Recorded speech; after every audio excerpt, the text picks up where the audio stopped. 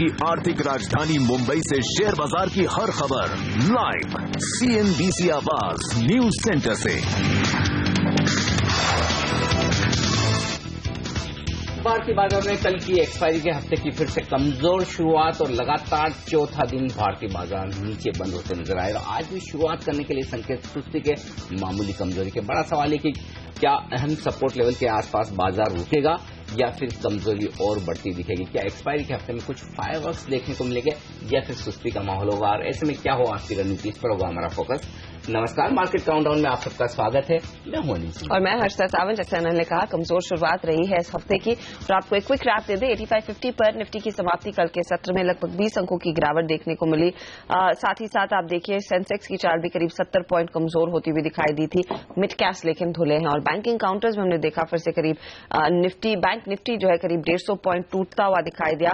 सबसे ज्यादा pressure of course banks के अलावा हमने देखा टेक्नोलॉजी काउंटर्स, कंज्यूमर ड्यूरेबल शेयरों में आता हुआ दिखाई दिया। तो कुछ वीक पॉकेट्स रहे हैं मार्केट के, लेकिन आज संकेत जो है अंतर्राष्ट्रीय बाजारों से वो भी कुछ इतने उत्साहजनक नहीं है।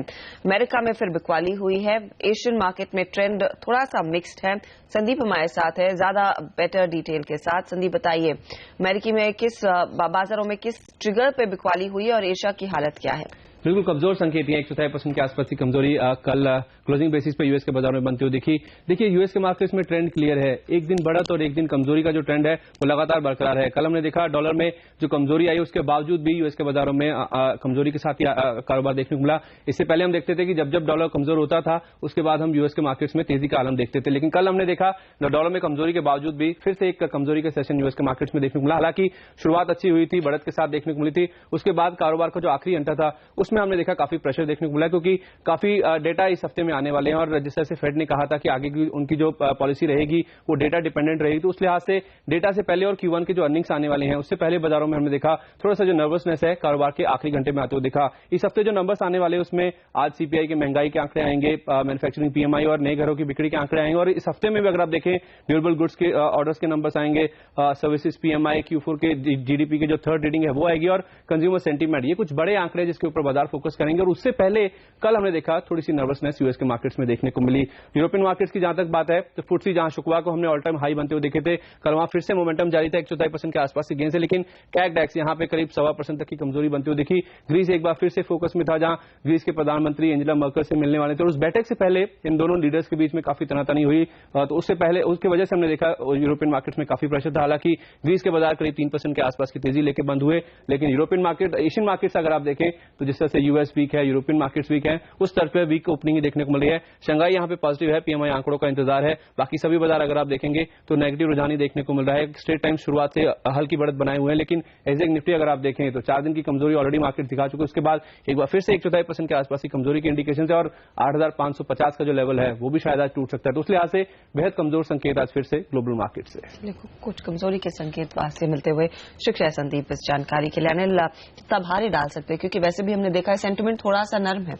बिल्कुल, और थोड़े से संकेत इस लिहाज से भी हमारे लिए नर्म है कि लगातार दूसरा दिन है जब क्रूड के दाम थोड़े से ऊपर की तरफ आते हुए दिखे, तो क्रूड में कहीं स्टेबिलिटी और थोड़ी सी बाउंस बैक आने की संभावनाएं नजर आ रही, जो भारतीय बाजारों के लिए थोड़ी सी चिंता की बात है। और अगर SGX निफ्टी आज कमजोरी के संकेत दे रहा है तो इस वजह से भी है कि हमारे पास अपने संकेत बहुत ज्यादा है नहीं मार्च की फाइनेंशियल ईयर की क्लोजिंग के अलावा, और ऐसे में ग्लोबल मार्केट में थोड़ी बहुत कमजोरी है तो उसका सेंटिमेंटल नेगेटिव इंपैक्ट आता हुआ दिखा है। हालांकि अमेरिकी बाजारों की कमजोरी से बहुत ज्यादा घबराने की जरूरत नहीं है, चाहे वो अमेरिका हो या फिर यूरोप हो। एक अच्छी रनअप, अच्छे हाइज बनाने के बाद थोड़ी बहुत प्रॉफिट बुकिंग अमेरिका में आती हुई दिख रही है, जो कि शायद सही भी है, कोई गलत नहीं, और कमजोरी भी कोई बहुत ज्यादा नहीं है।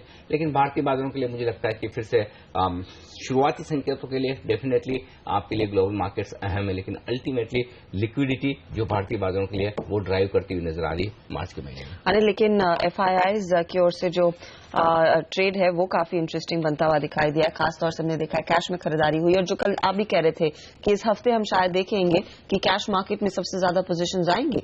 बिल्कुल, और हर्षिता इंटरेस्टिंग बात है कि कैश मार्केट में 400 करोड़ की खरीदारी दोनों ही तरह के इन्वेस्टर्स ने की है, FIs ने भी और डोमेस्टिक फंड्स ने भी। लेकिन उसके बावजूद अगर आप देखें मिड कैप और स्मॉल कैप इंडेक्स 1% के नुकसान के साथ बंद होता हुआ दिख रहा है, तो इसका मतलब साफ है कि फाइनेंशियल ईयर के एंड में जो एक ट्रेड होता है जहां पर लीवरेज पोजीशंस कम होती दिखती है।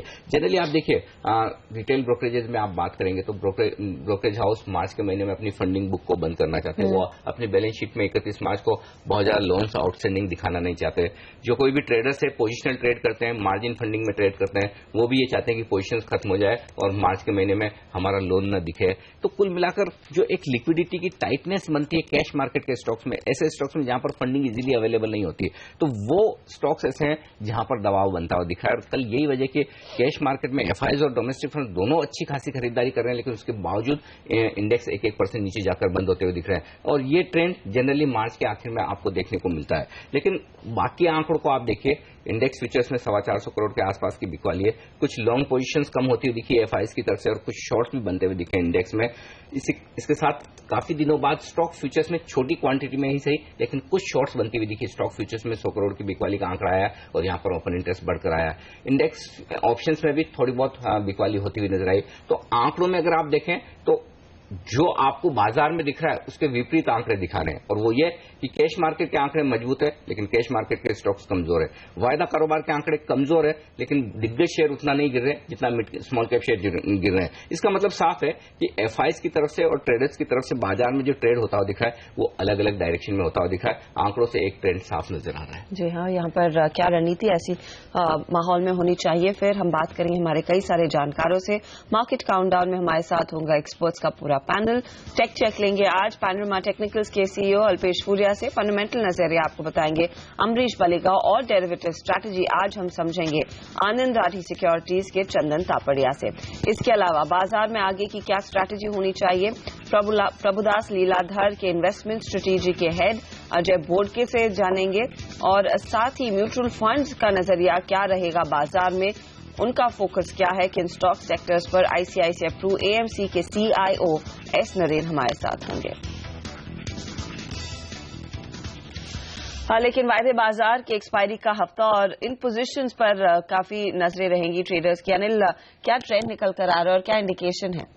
पहले अगर एक्सपायरी के लिहाज से बात करें तो मार्केट वाइड रोल ओवर 19%, जो कि पिछले 3 सीरीज के 24% की एवरेज है। निफ्टी रोल ओवर और भी कम है 12% के, जबकि पिछली 3 सीरीज की एवरेज 25% की। मैं 3 सीरीज की एवरेज में भले ही आपको बहुत कम दिख रहा है, लेकिन शायद इतना वेटेज इसलिए न दूं कि जनरली आप सीरीज की एवरेज निकालेंगे और मार्च की सीरीज में रोल ओवर्स वैसे भी कम होते हैं, तो मार्च को मार्च से कंपेयर करना शायद ज्यादा ठीक हो, बजाय इसके कि आप पिछले 3 महीनों की एवरेज से कंपेयर करें। लेकिन उसके अलावा जो संकेत दिख रहे हैं वायदा कारोबार के, सबसे पहले आप देखिए स्टॉक फ्यूचर्स 6 करोड़ शेयर नए जुड़ते हुए दिखे हैं, हालांकि काफी रोल ओवर्स भी होते हुए दिखे, लेकिन स्टॉक फ्यूचर्स में शॉर्ट पोजीशन बनी है। इंडेक्स फ्यूचर्स में आई है, बैंक निफ्टी में लगभग 1.25 लाख शेयर नए जुड़े हैं और बैंक निफ्टी लगभग 1% कल कमजोर होकर बंद हुआ। तो सबसे कमजोर कड़ी इस वक्त बाजार में बैंक निफ्टी है और माफ कीजिएगा कल के सेशन में फिर से यहां पर शॉर्ट्स बनते हुए दिखे। तो बैंक निफ्टी सबसे ज्यादा दबाव बना रहा है, यहां से रिलीफ के संकेत नहीं आ रहे, न कोई रिकवरी के न कोई शॉर्ट कवरिंग के। इंडेक्स फ्यूचर्स में देखिए, इसके अलावा निफ्टी फ्यूचर्स में यहां पर भी थोड़ी लॉन्ग पोजीशंस कम होती हुई दिखी और कुछ हद तक शॉर्ट बनी है, बहुत ज्यादा नहीं लेकिन सेलेक्टिव शॉर्ट्स बनती हुई दिखी है। अब ऑप्शंस के डेटा में आप देखिए नेगेटिव साइड पर क्या है, कॉल राइटिंग होती हुई दिखी 8600 और 8650 के लेवल पर लगभग 17 लाख शेयरों की, ये नेगेटिव है। और पुट जिन ट्रेडर्स ने पुट बेचे थे, जिन्होंने लॉन्ग पोजीशंस बनाई थी, उन्होंने भी अपनी पोजीशन अनवाइंड की है। 8600, 8700 दोनों पर मिलाकर देखें तो 11 लाख शेयर कम होते हुए दिखे। ये दोनों ही नेगेटिव है क्योंकि ये दोनों इस तरफ बता रहे हैं कि मंदी करने वाले ट्रेडर्स एग्रेसिव हो रहे हैं और तेजी करने वाले ट्रेडर्स बैकफुट पर जा रहे हैं। कुछ पॉजिटिव्स भी हैं इस बाजार में, ऐसा नहीं कि वायदा कारोबार के सारे संकेत नेगेटिव है। पहला तो है पुट कॉल रेशियो 0.85 पर, इस सीरीज का पिछली सीरीज का ये लोएस्ट लेवल है जहां पर पुट कॉल रेशियो आ गया। इनफैक्ट जहां से हमने सीरीज की शुरुआत की थी मार्च की, हम उसी लेवल पर आ गए। बाजार कहीं कहीं ओवरसोल्ड होने की तैयारी करता हुआ दिख रहा है, उन लेवल्स की तरफ जा रहा है जिसके नीचे पुट कॉल रेशियो के लिए जाना मुश्किल है, वो 0.8 के आसपास होता है। तो कहीं कहीं ओवरसोल्ड जरूर है और एक्सपायरी के हफ्ते में जब आप इंपॉर्टेंट सपोर्ट लेवल जो कि 8500 का है, जहां पर हाईएस्ट ओपन इंटरेस्ट बना हुआ है पुट में, तो उन लेवल के आसपास है, तो थोड़ा ओवरसोल्ड बाजार जरूर दिख रहा है। दूसरा, ये कल के सेशन में एक इंटरेस्टिंग डेटा दिख रहा है, वो है 8450 का। जनरली हम हर 100 पॉइंट के डेटा को एनालाइज करते हैं, लेकिन एक्सपायरी के हफ्ते में आपको 50 पॉइंट के डेटा को एनालाइज करना होता है क्योंकि छोटे छोटे मूव्स भी इंपॉर्टेंट हो जाते हैं।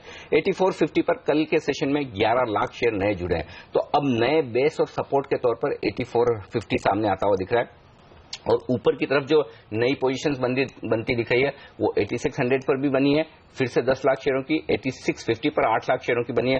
तो दोनों तरफ की ट्रेंड की जो साफ तौर पर नजर आ रही है एक्सपायरी के हफ्ते में, जो आप देखना चाहते हैं वो ये दिख रहा है कि बाजार नीचे की तरफ सपोर्ट लेगा 8450 पर, 8500 पर, और ऊपर की तरफ 8650 से लेकर 86 से लेकर 8650 की रेंज में बाजार में काफी शॉर्ट पोजीशंस कॉल्स में बनते हुए दिख रहे हैं। तो ज्यादा आंकड़े आपको नेगेटिव साइड पर हैं, लेकिन कुछ हद तक आप इस बात से राहत ले सकते हैं, इंपॉर्टेंट सपोर्ट लेवल के पास है, और दूसरा ये कि हाईएस्ट ओपन इंटरेस्ट पुट में 8500 पर बना है, जो कि एक तरह से आपके लिए थोड़ी मदद कर सकता है बाजार की गिरावट को थामने में। अनिल, आपने कहा कुछ ट्रेडर्स जिनने शायद लोन लेकर बाजार में पैसा लगाया हो वो पैसा निकाल रहे हैं, लेकिन अब भी हम कहते हैं कि अपॉर्चुनिटीज ढेर सारी हैं जब गिरावट आती है मार्केट में।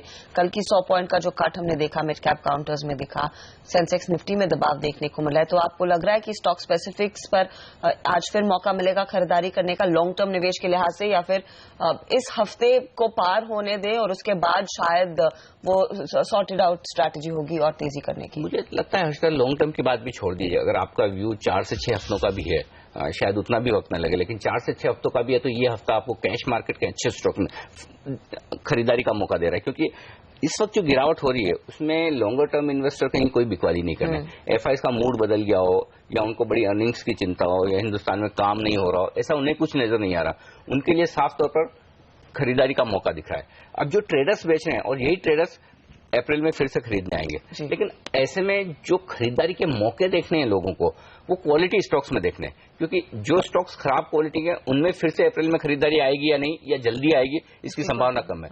तो बेहतर ये कि जो अच्छी क्वालिटी के मिड कैप शेयर हैं जिनमें करेक्शन होता हुआ दिख रहा है, वहां पर अगर आप खरीदारी करें तो शायद हो सकता है आपको अप्रैल का पहला हफ्ता छोड़ दीजिए, काफी छुट्टियां उट्टियां हैं, लोग शायद सेकंड हफ्ते से फुल फ्लेज मार्केट में आना शुरू करेंगे। तो अप्रैल का महीना ऐसा हो सकता है जो इस हफ्ते आप क्वालिटी मिड कैप्स खरीदें तो 10 से 15-20% के रिटर्न अप्रैल के एंड तक आपको आते हुए दिखे। ये एक इन्वेस्टर्स के लिए एक ट्रेड हो सकता है। जहां तक ट्रेडर्स के लिए ट्रेड का सवाल है, एक संकेत साफ दिख रहा है कि एक्सपायरी के लिए जो रेंज दिख रही है वो बहुत विजिबल नजर आ रही है। लोअर साइड पर 8450 से लेकर 8500 बेहद स्ट्रॉन्ग सपोर्ट का काम करेगा, जिस तरह की पोजीशंस बनती हुई दिखी कल के सेशन में भी और इस पूरी सीरीज में बनी है। ऊपर की तरफ पहले 8600, जो कि हम कल भी बात कर रहे थे कि 8600 पे जिस तरह से कॉल्स राइटिंग हुई है पार करना मुश्किल होगा, हम 8600 को डिसिसिवली कल पार नहीं कर पाए। पहले 8600, उसके बाद 8650 से लेकर 8675। तो इस वक्त जो विजिबिलिटी दिख रही है एक्सपायरी के लिए वो 8675 के ऊपर की नहीं दिख रही है। तो आपके लिए यहां से मैक्सिमम 125 पॉइंट ऊपर की एक रनअप आ सकती है एक्सपायरी के पहले। इस वक्त के डेटा से ये दिख रहा है मैक्सिमम यहां से आपके लिए 100 पॉइंट की रिस्क नीचे की तरफ हो सकती है, वो 8450 की हो सकती है। ये संकेत साफ तौर पर दिख रहा है, क्योंकि आज संकेत शुरुआत कमजोरी के साथ होने के हैं। तो ऐसे में अगर आप शॉर्ट हैं तो 8500 के आसपास आप शॉर्ट पोजीशन को कवर कर सकते हैं। बेहद एग्रेसिव ट्रेडर हैं तो फिर थोड़ा सा इंतजार करें, और बाजार अगर एक 8600 की तरफ जाने की कोशिश करें तो वहां पर शॉर्ट पोजीशन बनाएं या फिर अपनी लॉन्ग पोजीशन को कम करें। लेकिन बेहतर यही होगा, ये ऐसा हफ्ता है जहां एक्सपायरी की वजह से आपको किसी भी वक्त किसी भी तरह के बड़े मूव आते हुए दिख सकते हैं, और कोई भी एक पॉजिटिव खबर एग्रेसिव शॉर्ट कवरिंग भी ट्रिगर कर सकती है, या एक नेगेटिव खबर आए तो आप 8450 को नीचे की तरफ तोड़ने की कोशिश भी कर सकते हैं, हालांकि संभावना कम है। तो बेहतर ये होगा ट्रेडिंग पोजीशंस हल्की रखें, कम करें, जितना आप ट्रेड करते हैं उसका 20 या 25% ट्रेड करें, और धीमे धीमे कैश मार्केट के स्टॉक्स में पैसा लगाने की सोचें, बजाय निफ्टी में या फिर जो वायदा कारोबार के स्टॉक्स है उसमें ट्रेड करें। ये शायद ज्यादा सही रणनीति हो सकती है आज के लिए और अगले 2 सेशन के लिए। ओके, तो काफी इंटरेस्टिंग ट्रेंड देखने को मिलेगा यहाँ से आगे, और ये हफ्ता आपके लिए इम्पोर्टेंट उस लिहाज से भी, जैसे अनिल कह रहे हैं कि क्वालिटी स्टॉक्स जो कैश मार्केट में है वहां पर आपके लिए एक अच्छा मौका है खरीदारी करने का। लेंगे एक छोटा सा ब्रेक, लेकिन कहां पर खबरों का इम्पैक्ट रहेगा, किन स्टॉक्स पे आपकी नजर होनी चाहिए, ये हम आपको बताएंगे ब्रेक के बाद।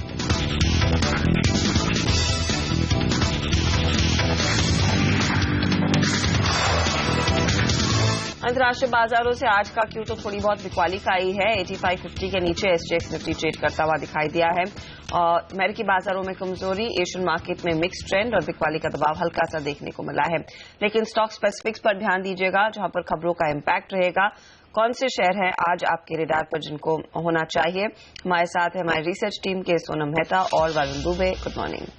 Good morning Harshada. देखिए, सबसे पहले तो JSPL के काउंटर पे आपकी नजर होनी चाहिए। आपको याद होगा कि जो 3 कोल ब्लॉक्स सरकार ने इसके रद्द किए थे, उसके अगेंस्ट इस कंपनी ने दिल्ली हाईकोर्ट में एक अपील दी थी और दरअसल अब दिल्ली हाईकोर्ट ने सरकार को एक नोटिस इशू कर दिया है, जिसमें सरकार से कहा गया है कि तारा का जो कोल ब्लॉक है उसको कोल इंडिया को फिलहाल नहीं दिया जाए और इसके अलावा जो गारेपालमा 4x2 और 4x3 का कोल ब्लॉक कोल इंडिया को दिया गया है उस पर सरकार से सफाई मांगी गई है और इसकी जो अगली हियरिंग है वो अब 26 मार्च को होगी, यानी कि एक इंटीरियम रिलीफ JSPL को मिलता हुआ यहाँ दिखाई दे रहा है।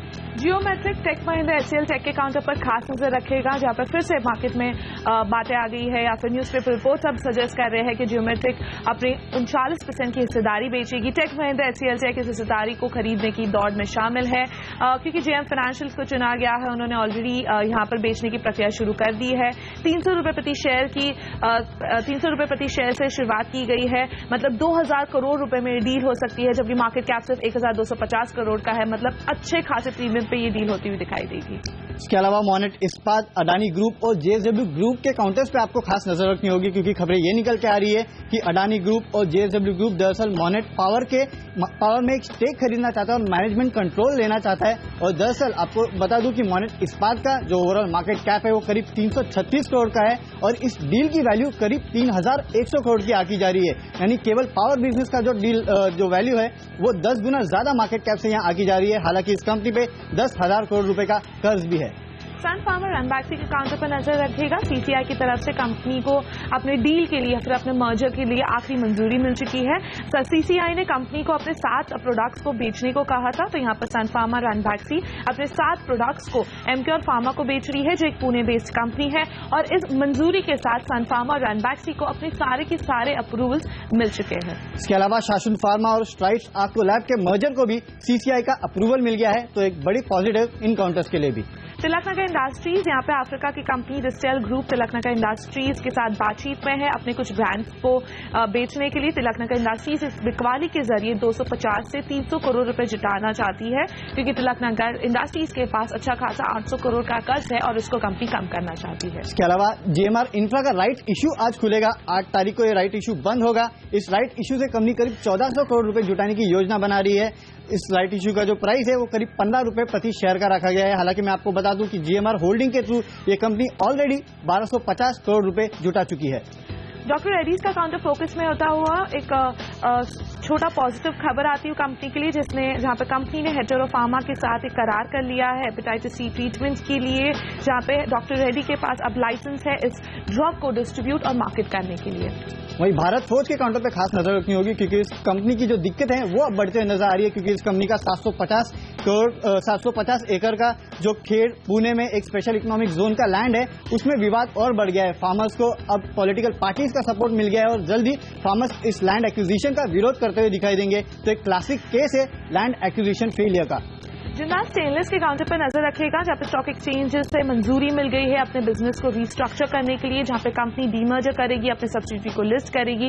इस तरह की रीस्ट्रक्चरिंग प्लान है कंपनी की। वहीं HDL के काउंटर पर नजर रखे अपने कर्ज को कम करने के लिए खबरें निकल के ये आ रही है कि ये कंपनी अपने नॉन कोर एसेट्स बेच के करीब 750 करोड़ रुपए जुटाने की योजना बना रही है। आती ड्रग्स के लिए एक बेहद ही खराब खबर, जहां पे US FDA ने कंपनी के पल्हार यूनिट पर एक इंपोर्ट अलर्ट जारी कर दिया है। इस प्लांट को अब एक बैन लग चुका है। कंपनी को वार्निंग लेटर 2013 में मिल चुका था। वही हीरो मोटोकॉर्प के काउंटर पे नजर रखे क्योंकि खबरें ये निकल के आ रही है कि आंध्र प्रदेश सरकार ने इस कंपनी के 592 एकर्स के जो लैंड है उसके अलॉटमेंट को अप्रूवल दे दिया है। ये कंपनी फेज मैनर में इस प्लांट में करीब 1600 करोड़ रुपए की यहाँ इन्वेस्टमेंट करेगा। और आखिर में एक फंड एक्शन पर नजर, नवभारत वेंचर्स लिमिटेड में मॉर्गन स्टैनली एशिया ने कंपनी के लगभग 6 लाख शेयर्स खरीद लिए हैं 175 रुपए प्रति शेयर पर, और east bridge capital master fund ने कंपनी लगभग 4.5 लाख शेयर्स खरीद लिए 175 रुपए प्रति शेयर पर।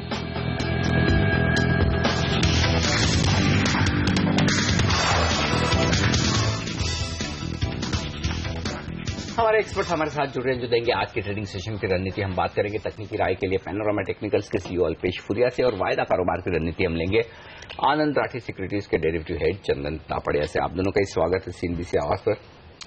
अल्पेश, 8550 इंटरेस्टिंग लेवल है जहां पर कल बाजार बंद होते हुए दिखा है। चार्ट पर जाहिर सी बात है कि 4 दिनों के बाद आपको कमजोरी के संकेत दिख रहे थे, लेकिन सवाल ये कि क्या कहीं इंपॉर्टेंट सपोर्ट लेवल के आसपास है या कहीं बाजार ओवरसोल्ड दिख रहा है, एक्सपायरी का हफ्ता है, क्या कहीं से एक शॉर्ट कवरिंग या बाउंस बैक की उम्मीद करना चाहिए या फिर कुछ और नीचे के लेवल्स देखने को मिलेंगे? Good morning Anil ji. लगता है मुझे कि यहाँ से आपको शॉर्ट कवरिंग देखने को मिल सकते हैं, लेकिन और एक सेशन आपका यहाँ से शायद से वीक हो सकता है। आज का और एक दिन इंपॉर्टेंट होगा। कल और परसों जैसे एक्सपायरी है, मुझे लगता है कि कल या लेट हाफ से स्टार्ट होना चाहिए, क्योंकि 8500 8450 से 8500 की एक जो रेंज है, ये बहुत ही एक इम्पोर्टेंट सपोर्ट लेवल है, जहां से हम पहले भी एक बार के लिए गिरे थे, जहां से 9000 की टॉप बना गए और वहां से फिर से हमने एक बाउंस दिया था। मुझे लगता है कि ये जो लेवल है, ये बहुत ही एक स्ट्रांग सपोर्ट के लिए काम करना चाहिए और मुझे लगता है कि यहाँ से जो एक सपोर्ट मिलेगा, ये मार्केट को फिर से एक नई दिशा देगा, क्योंकि ये जो बिकवाली आपको जो देखने को मिल रही है करीबन, ये मेरे ख्याल से लॉन्ग जो अनवाइंडिंग हो रहे हैं मार्च के महीने से, उसके कारण ये देखने को मिल रही है और यहाँ से काफी एक अट्रैक्टिव वैल्यू भी हुई है और बहुत सी चीज आपको यहाँ पे देखने को मिलेगी। आप देखिए तो डेली चार्ट से जो ओवरसोल्ड हो चुके हैं, कुछ एक स्टॉक जो अट्रैक्टिव वैल्यूएशंस पे आके खड़े हैं और कुछ एक स्टॉक्स है जो इंपॉर्टेंट अपनी मूविंग एवरेजेस के पास में आगे खड़े हैं। तो ऐसा जब क्लस्टर एक साथ में मिलता है तो मुझे लगता है वहां से एक अच्छा खासा आपको एक बाउंस देखने को मिल सकता है। ऑन द अपसाइड मैं समझता हूँ जो इमीडिएट बाउंस बनेगा वो करीबन 8650 के तक का होगा, जहां पे एक आपको रेजिस्टेंस खड़ा है। एक बार उसके ऊपर निकलेंगे फिर हम आगे के बारे में बात करेंगे, लेकिन डाउन साइड में मैं समझता हूँ कि 8500 के पास में एक स्ट्रांग सपोर्ट मार्केट के लिए बनना चाहिए। 500 के आसपास सपोर्ट की उम्मीद जरूर है इस मार्केट में, लेकिन वायदे बाजार की पोजीशंस चंदन क्या दिख रही हैं और आप क्या रणनीति सुझाएंगे निफ्टी फ्यूचर्स में लेकर चले? जी हाँ, देखें पिछले 3-4 सप्ताह से बाजार में सेलिंग प्रेशर देखने को मिल रहा है। यहाँ पे देखें लोअर टॉप लोअर बॉटम के फॉर्मेशन बन रहे हैं। पॉजिटिव ओपनिंग के बावजूद भी यहाँ पे बाजार अपने आप को नहीं संभाल पा रहा है। उसका रीजन है कि बाजार में ऊपर के लेवल पे बाइंग इंटरेस्ट का एब्सेंस देखने को मिल रहा है। मैं यहाँ पे डेरिवेटिव्स डेटा की बात करूं तो कल के ट्रेडिंग सेशन में 8450 की पुट में राइटिंग हो रही है, वही 8600 की कॉल में राइटिंग हो रही है, जो संकेत दे रही है कि अब ऊपर में इस एक्सपायरी तक 8626 को निकालना मुश्किल रहेगा। वही नीचे में 8500 टू लेके 8470 तक का एक सपोर्ट जोन रहेगा। जैसा कि बात कर रहे थे, लास्ट सीरीज का जो लो था 8470 है और वो इस पूरे ओवरऑल बाजार का 7-8 महीने का हायर टॉप हायर बॉटम का एक लोज भी है। तो बाजार को 8470 8500 के जोन के आसपास सपोर्ट मिलना चाहिए और वहां से बाउंस होता है तभी बाजार अपने आप को संभाल पाएगा। इमीडिएट बेसिस पे यदि 8626 वो एक रेजिस्टेंस का लेवल काम करेगा। एफआईएस डेटा देखें 400 करोड़ के आसपास की डीआई और एफआई दोनों की बाइंग है। नीचे के लेवल पे पुट राइटिंग है वो नीचे की स्ट्राइक पे शिफ्ट हो रही है और उसके मद्देनजर थोड़ी और यहाँ पे बिकवाली देखने को मिल सकती है। तो 8626 है मैं इमीडिएट हर्डल का लेवल में देख रहा हूँ। उसके ऊपर जब तक नहीं निकलता बाजार का एक शॉर्ट टर्म ट्रेंड है वो जो नेगेटिव बायस है वो बरकरार रह सकती है। नीचे मेरा मानना है ये बाजार में यदि सेलिंग प्रेशर रहता है तो 8500 से लेके 8470 तक का सपोर्ट बाजार को मिलने के चांसेस रहेंगे। ओके, तो ये है वायदा कारोबार के लिए अहम लेवल्स। साफ तौर पर 8450 से लेकर 8500 ये 50 पॉइंट की रेंज सपोर्ट के तौर पर सामने आती हुई आपको नजर आएगी। लेकिन एक छोटा सा ब्रेक, लेकिन ब्रेक के बाद होगी सीएनबीसी आवाज की एक्सक्लूसिव खबर। सरकार कुछ और कॉल ब्लॉक्स 15 से 20 ब्लॉक्स ऑक्शन कर सकती है अप्रैल के महीने में। इस पूरी खबर पर देंगे आपको जानकारी इस ब्रेक के बाद।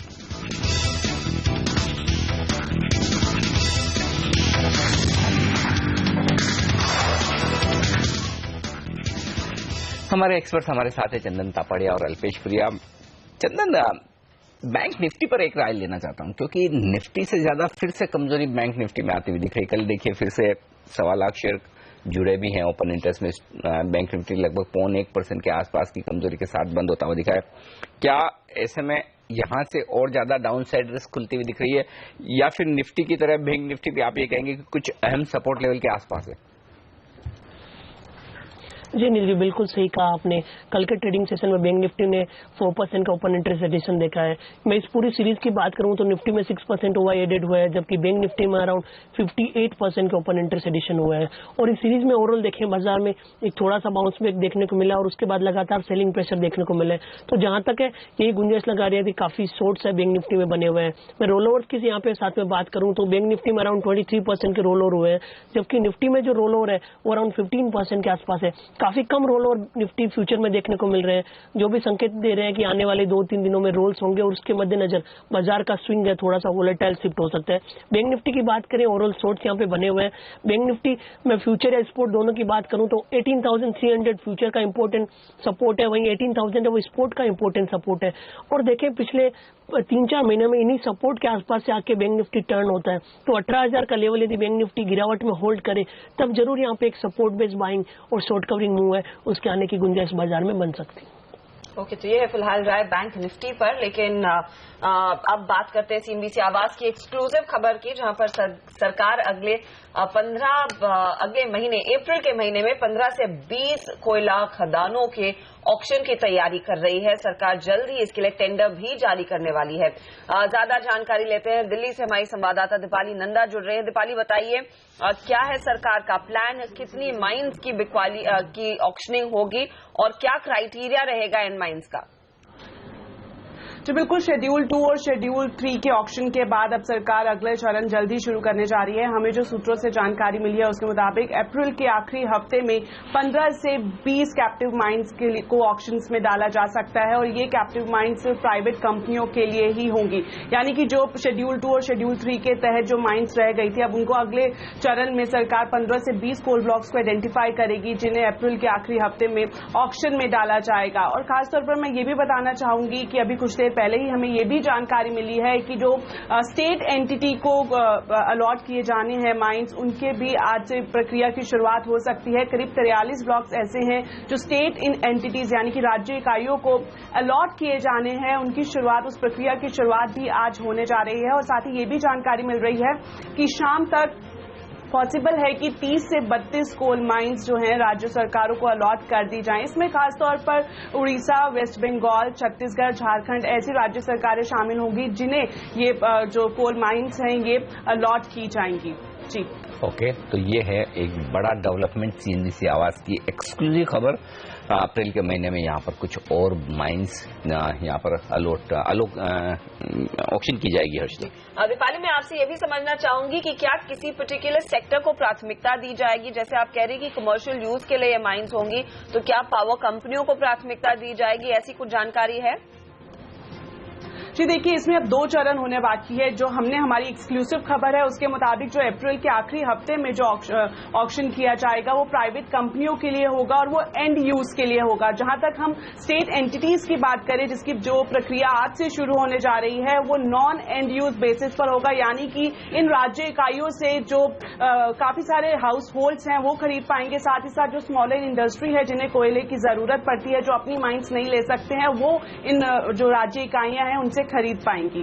जी बहुत बहुत धन्यवाद दीपाली इस जानकारी के लिए। इनफैक्ट कुछ और भी डिटेल्स हम आपके लिए लेकर आएंगे, लेकिन बड़ी खबर यही है कि अप्रैल के अंत तक 15 से 20 कोल माइनों की फिर से यहां पर ऑक्शनिंग की जाएगी सरकार की ओर से, और खासतौर से प्राइवेट कंपनियों के लिए ही रहेगी। इसके अलावा जो दूसरी जानकारी है, आज खास तौर से कोल ब्लॉक्स अलॉट किए जाएंगे स्टेट एंटिटीज को, और वो एक इम्पॉर्टेंट मूव रहेगा। और वहां से भी ऑफकोर्स कुछ कंपनियां स्टेट्स के थ्रू माइंस अक्वायर कर पाएंगे। तो बड़ी डेवलपमेंट यहां पर ऑक्शनिंग के लिहाज से होती हुई दिखाई जरूर देंगी कोयला कोल ब्लॉक्स के लिए। बिल्कुल, लेकिन एक स्टॉक जो एक्शन में रहने वाला है वो है जेएसपीएल। और कल देर शाम बाजार बंद होने के बाद एक खबर जो आती दिखी वो ये कि दिल्ली हाई कोर्ट की तरफ से इनके 2 ऑक्शन 2 ब्लॉक्स गारेपालमा 1 और 2 उस पर सफाई मांगी गई है सरकार से कि आपने इनका एलोकेशन क्यों रद्द किया है। और दूसरा ये कि तारा कोल ब्लॉक जो है उसे कोल इंडिया को जो देने का सरकार ने ये सारे कोल ब्लॉक्स कोल इंडिया को देने की बात कही थी, तो तारा कोल ब्लॉक को कोल इंडिया को देने पर रोक लगा दी है और बाकी 2 ब्लॉक्स पर सरकार से सफाई मांगी है। 26 मार्च तक सरकार को ये अपनी बात बतानी है।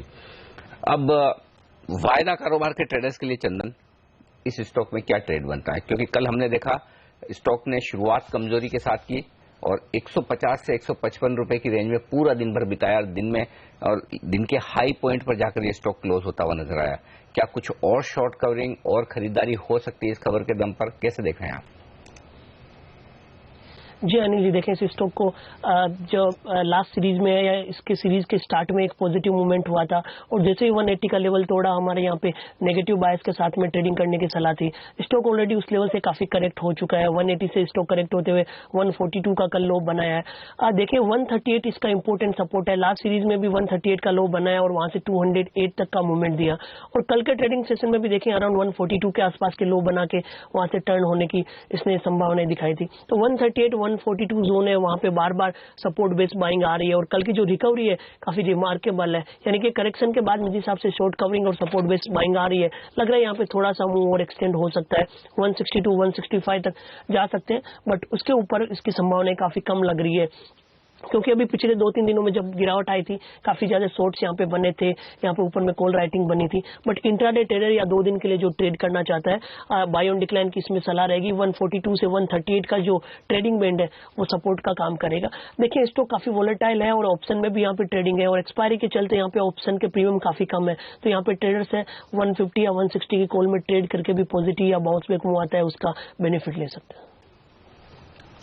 ओके, तो यहाँ पर इंटरेस्टिंग मूव रहेगा क्योंकि जेएसपीएल को एक बड़ी राहत मिली है और एक अपॉर्चुनिटी है ट्रेड के लिए। इस स्टॉक में कुछ रिलीफ आने की पूरी संभावना दिखाई दे रही है। हम लेंगे एक छोटा सा ब्रेक, लेकिन आगे हमारे जानकारों से कुछ और स्टॉक्स पर चर्चा करेंगे।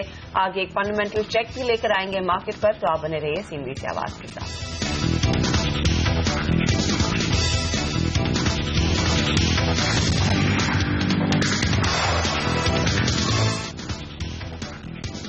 अब देख रहे हैं मार्केट काउंटडाउन सीएनबीसी आवाज पर। हमारे साथ है हमारे जानकार फैनवा टेक्निकल के सीईओ अल्पेश पूरिया और डेरिवेटिव स्ट्रैटेजी हम समझ रहे हैं आनंद राठी सिक्योरिटीज के चंदन तापड़िया से।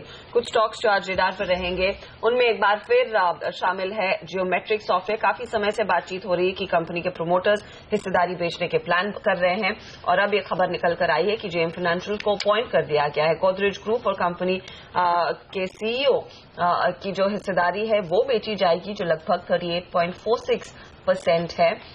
अल्पेश, ज्योमेट्रिक सॉफ्टवेयर चार्ट्स पर कैसा खड़ा है? क्योंकि हमने देखा है पिछले कुछ दिनों में टेक्नोलॉजी काउंटर्स पर दबाव आया है हल्का सा, लेकिन इस स्टॉक में ऑफ कोर्स देखना होगा कि कितना अपॉर्चुनिटी है इस खबर के बेसिस पर करने के लिए। इस स्टॉक का पिछले 3 महीने का चार्ट देखना चाहिए मेरे ख्याल से।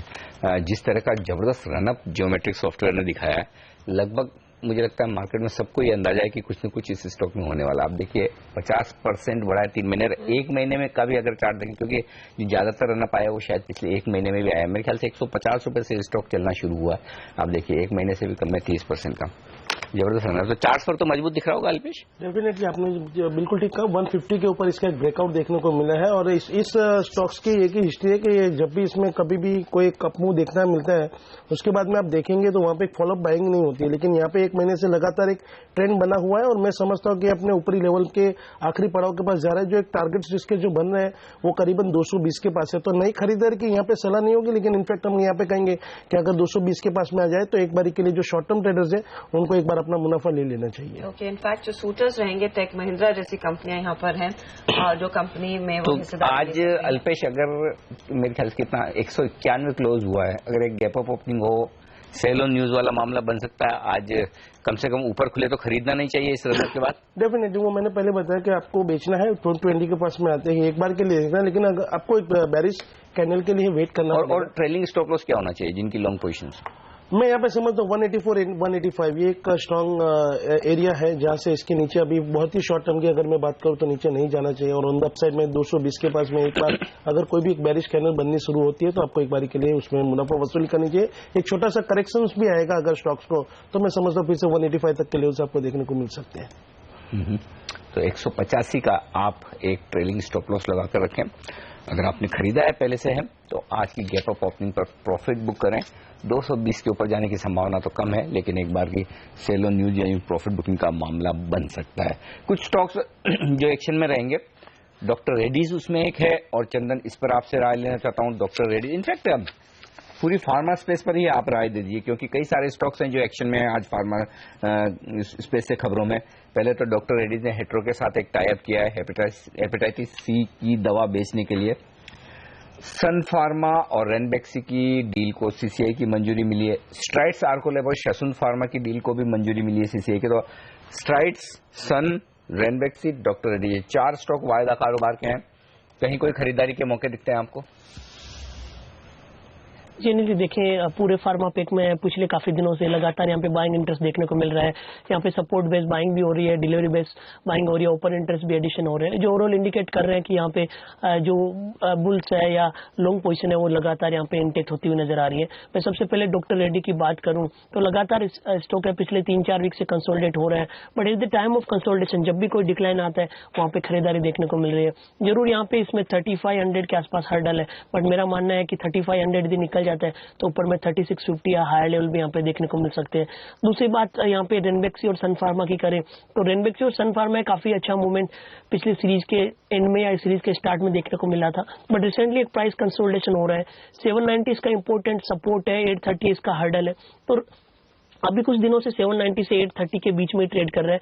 ओवरऑल ट्रेंड पॉजिटिव है और मेरे हिसाब से यदि आज के क्लोजिंग के लेवल को होल्ड कर जाता है, यानी कि 805 के आसपास इसका क्लोज हुआ था और वहां पे यदि आज ओपनिंग दे पाता है तो मेरे हिसाब से वापस 830 तक जाने की इसमें गुंजाइश रह सकती है। वहीं सन फार्मा की बात करें, 1000 का इसमें इंपॉर्टेंट सपोर्ट है, 1000 के पुट में भी थोड़ी एक्टिविटी इसमें देखने को मिल रही है, तो जब तक 1000 का लेवल नहीं तोड़ता ऊपर में 1055 और 1100 तक के लेवल यहाँ पे देखने को मिल सकते हैं। सबसे ज्यादा स्ट्रॉन्ग यदि फार्मा काउंटर की बात करें तो मेरे हिसाब से लुपिन रहेगा।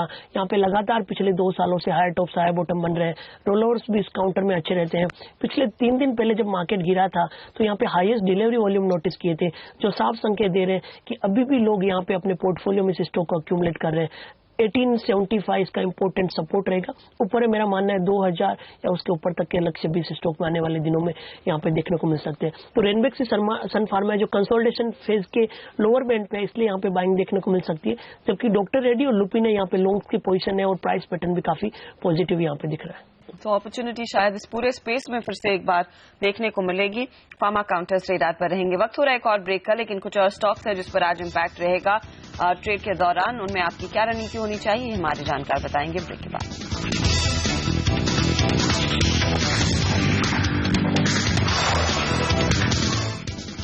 अब देख रहे हैं मार्केट काउंटडाउन सीएनबीसी आवाज पर। आज इंटरनेशनल क्यूज थोड़े से नरमी के हैं। एसजीएक्स निफ्टी पर एक बार फिर नजर डाल लेते हैं, क्योंकि लास्ट जब हमने देखा था 8550 के नीचे ट्रेड बनता हुआ दिखाई दिया था। एसजीएक्स निफ्टी आपके लिए एक बार स्क्रीन पर हाजिर करेंगे, जहां पर हमने देखा है थोड़ा सा सबड्यूड ट्रेड ही है, तो स्टॉक स्पेसिफिक्स पर शायद आज फिर जोर देने की बारी है। 8546 के आसपास ट्रेड्स बनते हुए तो क्लियरली किसी तरह की रिकवरी नहीं आई है। 3 काउंटर्स रेडार पर रहेंगे, मोनेट इस्पात, अदानी एंटरप्राइजेज आप कहिए, और साथ ही साथ जेएसडब्ल्यू। बात यही है कि Adani and JSW Monnet power के कुछ एसेट्स खरीद सकते हैं या फिर कंपनी को एक्वायर करने की चर्चा हो रही है और 3100 करोड़ के आसपास वो डील होती हुई दिखाई देगी। टेक्निकली मोनेट पावर में क्या स्थिति दिख रही है, और अदानी और साथ ही जेएसडब्ल्यू, अदानी एंटरप्राइजेज आप अगर देखें और जेएसडब्ल्यू एनर्जी, क्या स्ट्रैटेजी है, क्या स्थिति है चार्ट्स पर? अदानी एंटरप्राइज में यहाँ पे एक बार कहेंगे कि एक ट्रेंड रिवर्सल शॉर्ट टर्म की हुई है, वहाँ पे 730 की एक टॉप बनी है और जिस तरह से इसने 600 का लेवल्स छोड़ा है, मैं समझता हूँ कि ये करेक्शन और भी आगे बढ़ सकता है। जिस तरह से मूविंग एवरेज इसका भी क्रॉस डाउन हो रहा है, आप यहाँ पे कैंडलस्टिक्स की पैटर्न में देखें तो यहाँ पे भी एक बेरिश पैटर्न बनी हुई है, 50 डेज की डिमा के नीचे क्लोज हुआ है, तो मुझे लगता है कि ये गिरावट और भी आगे बढ़ सकते हैं और डाउन साइड में कहीं पे भी आपको 565 तक के लेवल्स आपको यहाँ पे देखने को मिल सकते हैं। वहीं पे अगर हम मोनेट इस्पात की बात करें तो मुझे लगता है कि ये स्टॉक्स काफी एक लोअर लेवल्स में ट्रेड कर रहा है, करीबन 50 के पास में, और ये एक बहुत ही स्ट्रांग सपोर्ट है। जब तक ये 50 के ऊपर ट्रेड कर रहा है, मैं समझता हूँ यहाँ पे एक बारी के लिए आपको वेट एंड वॉच करना चाहिए, क्योंकि अगर ये 50 से फिर से एक बार रिबाउंड होता है तो ऑन द अपसाइड में आपको 57 से 58 तक के भी लेवल्स देखने को मिल सकते हैं। लेकिन चार्ट इतने इंकरेजिंग नहीं है सीधा कि आपको इस तरह के चार्ट्स में बहुत ही अच्छी खासी कमाई होती हुई दिख सकती है। तो मैं समझता हूँ यहाँ पे कोई भी एक अगर राइज आती है तो एक बारी के लिए आपको ऊपर में निकलने के बारे में सोचना चाहिए। ओके, तो ये है फिलहाल राय इस पर्टिकुलर पॉकेट पर, लेकिन कुछ और अपॉर्चुनिटीज आज के ट्रेड के लिहाज से। इनफैक्ट पहले हम ज्योमेट्रिक की बात कर रहे थे, जहां पर टेक महिंद्रा, एचसीएल टेक जैसी कंपनियां हैं जो शायद वो हिस्सेदारी ले सकती है ज्योमेट्रिक में, लेकिन हमने कल देखा था चाहे वो टेक महिंद्रा हो या फिर एचसीएल टेक जैसी कंपनियां, जहां पर लॉन्ग्स अनवाइंड होते हुए दिखाई दिए थे। चंदन, क्या साइंस है कि इन काउंटर्स में आगे और भी बिकवाली का दबाव आ सकता है? टेक काउंटर्स में आपकी क्या स्ट्रैटेजी रहेगी? जी देखें, सबसे पहले मैं टेक काउंटर में टेक महिंद्रा की बात करूं, ओवरऑल इसका प्राइस पैटर्न काफी स्ट्रॉन्ग था, बट जैसे ही इसने इंपॉर्टेंट सपोर्ट है वो 685-700 का जोन को ब्रेक किया, कल अराउंड 4 to 5% का लॉन्ग लिक्विडेशन यहाँ पे देखने को मिला। 3-4 दिन पहले यहाँ पे वॉल्यूम्स के साथ में बिकवाली हुई थी और मेरा मानना है कि उस बिकवाली की वजह से ये नेगेटिव ट्रेंड है यहाँ पे स्टार्ट हुआ है। ओवरऑल यहाँ पे काफी लॉन्ग पोजीशन पिछले काफी सीरीज से बन रही है। यदि लॉन्ग लिक्विडेशन होता है तो यहाँ पे बिकवाली वो गिरा सकती है, इसलिए काउंटर को वो ऊपर में 700 के ऊपर होल्ड करना जरूरी है। यदि 700 के ऊपर होल्ड करेगा तभी यहाँ पे जो इमीडिएट वीकनेस बना है वो रिवर्स होगी, अदरवाइज यहाँ पे बिकवाली गिरा सकती है। 625-620 तक के लेवल यहाँ पे नीचे में देखने को मिल सकते हैं। आईटी दिग्गज इन्फोसिस की बात करें तो यहाँ पे भी थोड़े से लॉन्ग लिक्विडेशन यहाँ पे देखने को मिल रहे हैं। स्टॉक देखें पिछले 4-5 दिनों से 2285 के लेवल को नहीं निकाल रहा है। यहाँ पे इस सीरीज में 2300 की कॉल में राइटिंग हो रही है, जो भी संकेत दे रहा है कि 2320-2325 के एक इंपॉर्टेंट हर्डल यहाँ पे बने हुए हैं। बट ओवरऑल देखें पिछले कुछ दिनों से प्राइस कंसोलिडेशन होता है, यदि गिरावट भी आती है तो मेरा मानना है 2170-2200 के नीचे नहीं जाने वाला है। एचसीएल टेक की जहां तक बात करें, जिस हिसाब से टेक महिंद्रा में बिकवाली आ रही है उस हिसाब से एचसीएल टेक में भी यहाँ पे पिछले 3-4 दिनों में यहाँ पे सेलिंग प्रेशर देखने को मिल रहा है। रिसेंटली देखें यहाँ पे बोनस भी स्टॉक में डिक्लेयर हुआ है, बट अभी इमीडिएट सपोर्ट है स्टॉक का वो 950 के आसपास है। आईटी में देखें यदि बाइंग इंटरेस्ट की आप बात कर रहे हैं तो मेरे हिसाब से विप्रो यहाँ पे बेस्ट ट्रेड हो सकता है, जो बार बार 630 के सपोर्ट को होल्ड कर रहा है। स्टॉक देखें ऊपर से गिरता है तो भी 630 के आसपास का सपोर्ट लेता है और वापस बाउंस बैक देने की तैयारी करते हैं। तो मेरे हिसाब से यदि आईटी में यदि बाइंग के लिए सलाह देखनी है तो 630 का स्टॉप लॉस से विप्रो को ट्रेड किया जा सकता है। इस स्टॉक में वापस गुंजाइश है कि 665-670 तक के अटेम्प्ट दे, जबकि टेक महिंद्रा और दूसरे काउंटर वहां पे थोड़ा सा और लिक्विडेशन ओके नीचे में सपोर्ट बेस बने तभी खरीदारी की सलाह रहेगी। ओके, ये है फिलहाल राय इन टेक्नोलॉजी काउंटर्स पर। वक्त हो रहा है एक छोटे से ब्रेक का, लेकिन लौटेंगे प्री ओपन सेशन की शुरुआत कैसी रहती है उस पर नजर रखेंगे। और साथ ही साथ याद रखिए कि डॉलर में हमने देखा है काफी ज्यादा वीकनेस देखने को मिली है। कल रुपए में स्ट्रेंथ थी, आज कितनी और मजबूती के साथ खुलेगा उस पर ध्यान देंगे। पहला सौदा लेकर आएंगे ब्रेक के बाद।